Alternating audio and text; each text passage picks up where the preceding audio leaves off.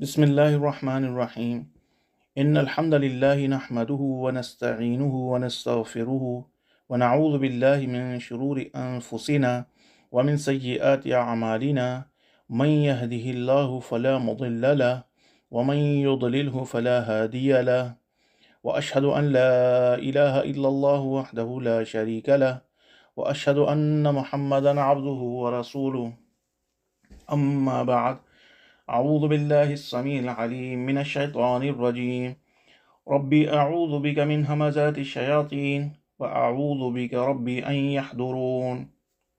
فضائل قرآن کا بیان۔ قرآن مجید فرقان حمید خالق ارض و السماء کی طرف سے نازل ہونے والی لا ریب کتاب ہے۔ انسان کی کیا مجال ہے کہ اس کی خوبیاں اور فضائل حد شمار میں لا سکے۔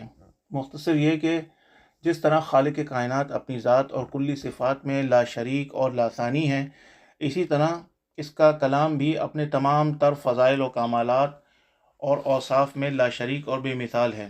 جیسا کہ رب کریم کے پیارے محبوب صلی اللہ علیہ وسلم نے ارشاد فرمایا، اللہ تعالیٰ کے کلام کو تمام کلاموں پر ویسی فضیلت حاصل ہے جیسی خالق کو اپنی مخلوق پر حاصل ہے۔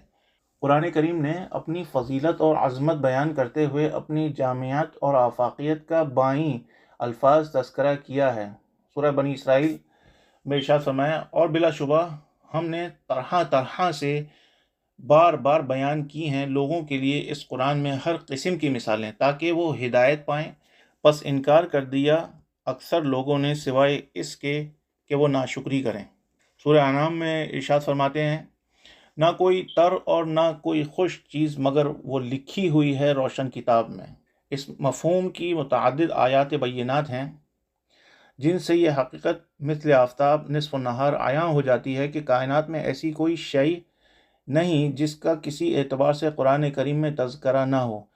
گویا قرآن کریم ازل سے ابد تک جمیع ما کان اور ما یکون کا احاطہ کیے ہوئے ہے، اور عزم و ثلاثہ کے وہ تمام علوم و فنون جو ظاہر ہو چکے ہیں یا مستقبل میں ظہور پذیر ہوں گے، قرآن کریم ان تمام کا مخزن اور منبع ہے۔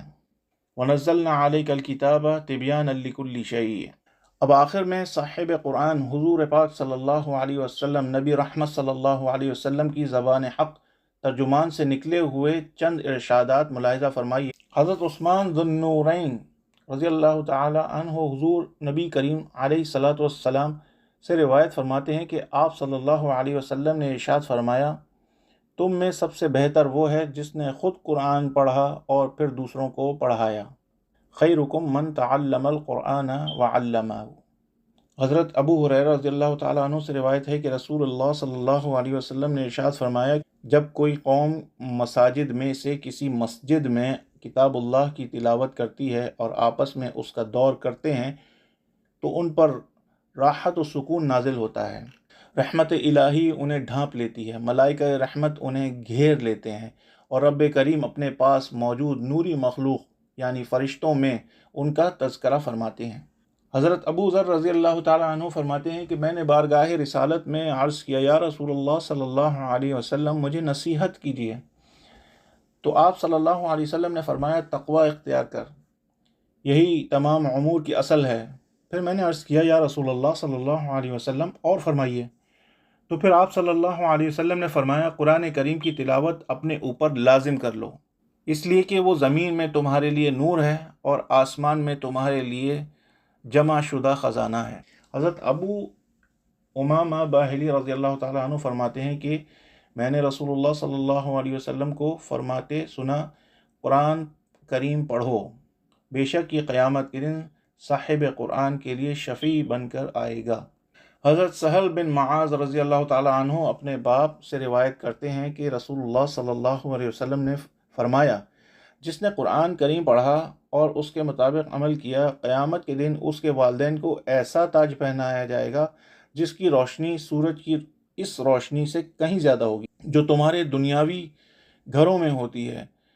تمہارا کیا گمان ہے اس عمل کے بارے میں جو اس نے کیا؟ حضرت عبداللہ بن عمر بن عاص رضی اللہ تعالی عنہما سے روایت ہے کہ رسول اللہ صلی اللہ علیہ وسلم نے ارشاد فرمایا کہ صاحب قرآن سے کہا جائے گا، قرآن پڑھ اور ترقی کی منازل طے کر، اور اس طرح ٹھہر ٹھہر کر پڑھ جیسے دنیا میں ترتیل سے پڑھا کرتا تھا، بے شک تیری منزل اور مقام وہیں ہوگا جہاں تو آخری آیات ختم کر لے گا۔ حضرت ام المومنین عائشہ رضی اللہ تعالی عنہ فرماتی ہیں کہ رسول اللہ صلی اللہ علیہ وسلم نے فرمایا کہ قرآنی تعلیمات کے ماہر حضرات ان فرشتوں کے ساتھ ہوں گے جو محترم، نیکوکار اور سفارت کے اہم فرائض سر انجام دینے والے ہیں۔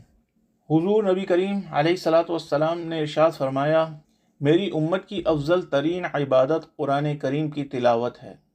میری امت کی افضل ترین عبادت قرآن کریم کی تلاوت ہے۔ حضرت ابن عمر رضی اللہ تعالیٰ عنہما سے روایت ہے کہ رسول اللہ صلی اللہ علیہ وسلم نے ارشاد فرمایا، بے شک دل زنگ آلود ہو جاتے ہیں جیسے پانی لگ جانے سے لوہا زنگ آلود ہو جاتا ہے۔ عرض کی گئی، یا رسول اللہ صلی اللہ علیہ وسلم، اسے دور کرنے کا کیا طریقہ ہے؟ تو آپ صلی اللہ علیہ وسلم نے فرمایا، موت کو کثرت سے یاد کرو اور قرآن کریم کی تلاوت کرو۔ موت کو کثرت سے یاد کرنا اور قرآن کریم کی تلاوت کرنا۔ حضرت ابو ہریرہ رضی اللہ تعالیٰ عنہ فرماتے ہیں، جس گھر میں قرآن پاک کی تلاوت کی جائے وہاں کے رہنے والوں کو خیر و برکت اور وسعت نصیب ہو جاتی ہے، فرشتے وہاں حاضر ہوتے ہیں اور شیاطین بھاگ جاتے ہیں۔ حضرت سفیان ثوری رضی اللہ تعالیٰ عنہ فرماتے ہیں، جب آدمی قرآن پڑھتا ہے تو فرشتہ اس کی دونوں آنکھوں کے درمیان بوسہ دیتا ہے۔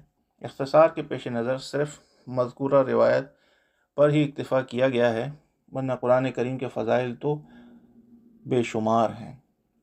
یہ تمام باتیں تفسیر مظہری سے لی گئی ہیں۔